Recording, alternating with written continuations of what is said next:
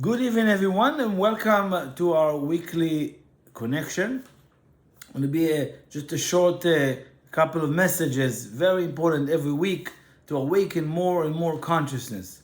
And this week, again, just to remind all of us, every week we're going to the Torah, to the secrets within it, and never connecting just to the story or just to the appearance of things. Remember, it's a very important practice to have in life that when you start looking at people, when you see someone or see something that is not yet what you thought or is not according to your flavor and taste and behavior, need to know that what I see and what I look at is just external. And our job is to awaken the internal understanding. And again, it's not to judge again as well, but when you start studying the wisdom of Kabbalah, you start realizing things that are almost hidden beneath or under or in a secret way that is being revealed to you. Again, it's beautiful, and I would like eventually each one of us to be able to understand that and start extract many different secrets for our own life. So when you're looking at this portion, it's called the portion of Re'eh. Re'eh is see, right? Come and behold, come and see. So it says, what is this says this week? Re'eh anochi noten lifnechem, bracha uklala.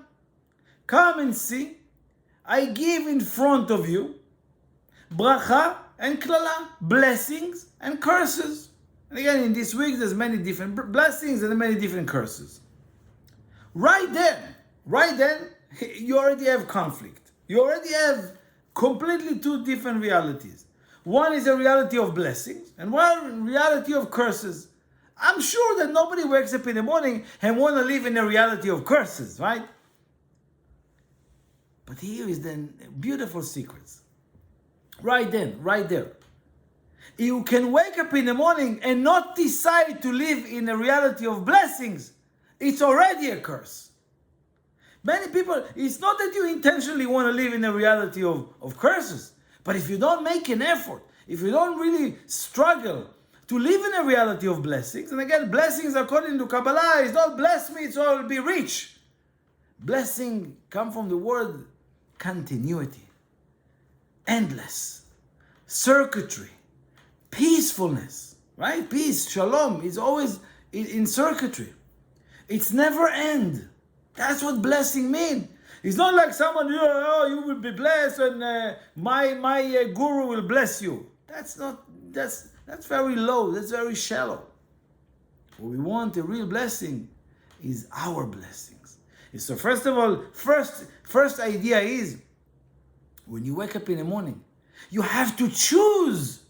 If you don't activate your mind, as we spoke last week about your subconscious mind, to live in a reality of blessings, you're already in a reality of curses. What is curses? We're going to speak a little bit more about it. But then he continues and says, the blessing that you will hear, or if you're not going to hear. Right? Let's go deeper into that section. When the Kabbalist speaks about come and see the blessings in front of you, sometime in life you're looking every day, you don't see the blessing in everything. Well, but I look at it, I don't see it. And here is the secret.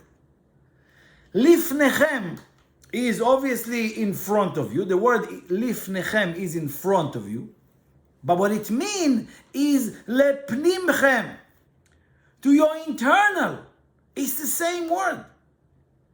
The same idea of in front of you. It's not in front of you, it's inside of you. Because we learn, the Kabbalah share, there is nothing out there. Everything is inside. It's everything that what you agree upon in your mind. Either you want to see it as a curse, or you want to see it as a blessing. But you got to choose. And if you don't choose, it's already the default is in the curses. Curses mean limitation. It's not punishment.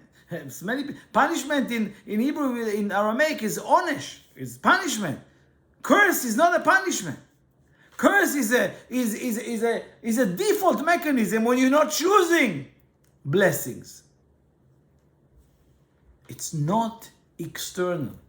It's only in the inner ability of each one of us to choose something or a person in my life. It is a blessing. Like we always know, someone have a difficult thing, he goes to the doctor, right? And the doctor says, oh, we find something in an early stage, God forbid, right? And then from here, they find something else that solved that before it happened, and so forth. We always learn that. But that's not what we're talking about here. Let's understand, what is real blessing? The real blessings is asher tishmeun. When you hear, what does it mean? It says in of course in many different writings, but we says that we want to do and then we want to listen, right? Meaning I want to perform certainty in doing, and then I'm going to hear. But tishmeun, you're going to hear. But no, real blessings is not just when you, hearing. What do I want to hear? I want to hear messages. I want to be, real blessings is when you hear the message of that your kid gave you, that your girlfriend gave you. When you hear the messages through everything around you, and deeper messages. Imagine somebody read a book and get out of this book after 2-3 days reading this book, got empty. Why? He didn't hear the message. An interaction with somebody that tells you something, you think, oh, it's random, because you didn't hear the message. You didn't have the blessings to hear the message that can solve the solution. You know how many times people come and ask me question, and I'm thinking, did they hear what I want to tell them, or can they hear the message? A lot of people, you giving the message, you tell them this is the message, and they don't hear it. They don't hear it. Again, and then later on they need to deal with that. Real blessing is to hear the message, but also to hear what is your path. Because to wander around and to figure it out, I need to figure out what to do with this, I need to figure out all day long, we're planning, right? To do this, to do that, scheduling. How do I know it's the right thing? How do I hear the message? That's the real blessing. Because obviously when we have a spiritual path, and again, this is what the Kabbalists and many Kabbalists suggested, in clarity and in certainty, stick to the path. When you connected to obviously the wisdom of Kabbalah, and when you have the ability to connect to blessings and to see everything as blessing, not like in a maybe, probably it's a blessing. No, with certainty. With certainty, this is a blessing.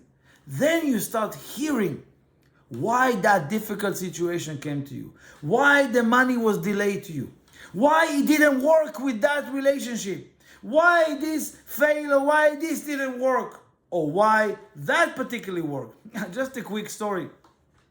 I went with my family for a couple of days, and we're sitting, around the pool, right? And there's a couple sitting next to me. Yeah, it's beautiful, silly story, but I really like that. And a couple from Hungary, I think from Hungary, and before they leave, they come and give me an umbrella, beach umbrella, very nice. So I said, why do I need? I'm here in the pool, right? I don't need the. He said, no, we want to give it to you. I said, okay, thank you. Can I give you something back, or can I pay for that? He says, no, we just want to extend our kindness. I said, okay, that's beautiful. Thank you so much. I gave, my wife goes, I don't know, somebody gave me an umbrella, a beach umbrella. A day later, right? we're going to the beach. Now, every beach has this beautiful big umbrellas. So I said, I don't need that umbrella. This is small, you know. So I went to the beach, and I want to be with the kids closer to the water. And so the guy, you know, the taking care of the beach says, I'm sorry, but it's a very stationary, it's a permanent umbrella. I cannot move them. I can give you the chair, but not the umbrella. All of a sudden, that's what they gave me the umbrella yesterday. I went to the car, brought it, put it into, next to the water, and brought the chair. And then I saw, wow, look, how, you know, I don't even know why I needed that. But I needed it, I guess, right? So at the moment, I don't know, I could say, no, thank you, being righteous or whatever. Okay, I don't know. Like that. You want each one of you to start seeing the blessings, but even the blessings within something that seems to be a curse, seems to be wrong. That is our ability. That is your inner power. Because this is that's what gives you. It's not outside. It's meant to awaken that inner conflict within you. That is how you connect to those blessings. And that is where you hear the real blessing is what? Asher tishme'un. That you're going to hear. You're going to hear why you've been there. You want to hear why that didn't happen. And many, many revelations. You know, my teacher always told us, every day you need to see a few miracles. At least 2 or 3 miracles. Every day. Not maybe it was a miracle. But again, for that, I need to hear. I need to hear the messages. What does it mean? When you have a real connection to a wisdom, to a path, when you have real decision to live in a reality of blessings, then tishme'un. Now it's a little bit Kabbalah over here. Tishme'un is also, if you pronounce it differently, right? It says tisham'un. You will be heard. A lot of problem that people going through, is because they haven't been heard. Or a lot of us, we hate when they didn't hear us. And, and we're not being heard. We don't have a voice in this world. Or what my voice is matter. Let me go, I'm going to do a protest in the corner. That will make me being heard? You think the government will hear me? You think the politicians will love to hear what I have to say? You think the boss of the company will want to hear what I have to say? No, they don't have. But you need a blessing for that. And then your voice will be heard. If I wouldn't have the wisdom of Kabbalah, I wouldn't be even sitting here and doing this. But I want to be heard, not me. I want the wisdom to be heard. And that is real blessings. So if I want the people to hear my complaints, technically it's just spreading curses. So not a lot of that. But even though it's happening and a lot of people are spreading negativity and a lot of people, not really helping this world. They spreading a lot of complaints and a lot of unappreciating words, desires, and it's really not helping this world or themselves. Real blessings is circuitry, is peacefulness. Real blessing is continuity, endless. Blessing is not a momentary thing. And that is when you have a real path. And that is when you go through these polar oppositions. What is curse? Curse is also if you're not going to hear. Meaning if you don't have the ability to hear why you're in this situation, you know what happened? It's create another circle for you to be in the same position again and again. How many of you find yourself in the same relationship over and over? How many of you have experienced a negative boss or team that didn't work with you or spoke bad about you and made you resigned or they got you fired, right? And then the next 2 years later, you're in the same position. right? You grew up in a family, a broken family, and that's never going to happen. Boom, you find yourself in the same position. Very important. And when a person doesn't have real listening, what he's going to find is going to be drawn, what the Kabbalah says, after temporary fulfillment. If you don't have real listening and you don't have real power to be heard, that your voice will be heard, you're going to find yourself looking for other fulfillments, body fulfillments, pleasures, all kind of weird pleasures, and it doesn't matter for the body, as long as it's pleasure. But there's no depth, there's no flavor there, there's no passion there. Only for the body eventually is empty. A person will walk around wondering, what am I doing here? What's my purpose? I don't know. I can't find peace in this world. But that's the curse. The last thing I want to share is another thing that is important to join to this beautiful consciousness. In this week he says, "Ki lo yechdal evyon mikerev haaretz," because there's always going to be poor people in this world. Let's understand. Again, many different Kabbalists spoken about what is a real poor. What is real poor person? He's not just somebody who sits there and doesn't have money to eat. Or, because sometimes you never know, right? You can give money to someone poor and they go and doing something else with it. Or they're not really real poor. They just, that's their job. They go and ask money. And how do I know what they do with the money? Sometimes it doesn't matter, right? But real poor, according to Kabbalah, is I'm poor for not the physical pleasure. I'm poor from the spiritual pleasure. And the spiritual pleasure, I need a vessel, a real vessel, to handle the spiritual pleasure. And spiritual pleasure is something that you are the only one who can experience that. And it's not something that, I hope some of you or most of you, have kids and will have kids. And then it's interesting, before you have kids and after you have kids, when after birth, when you look at other fathers or mothers, right, when they're first born, then you see the look in the eyes.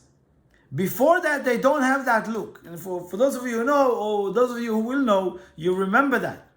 After you have kids, right, the day after, the same day that you get, your wife gave birth or you had a baby, then you realize, now they can see. Now it's a different thing, right? It's a different connection. It's not something physically, you have a baby, yeah, it's so cute. No, it's something else happening.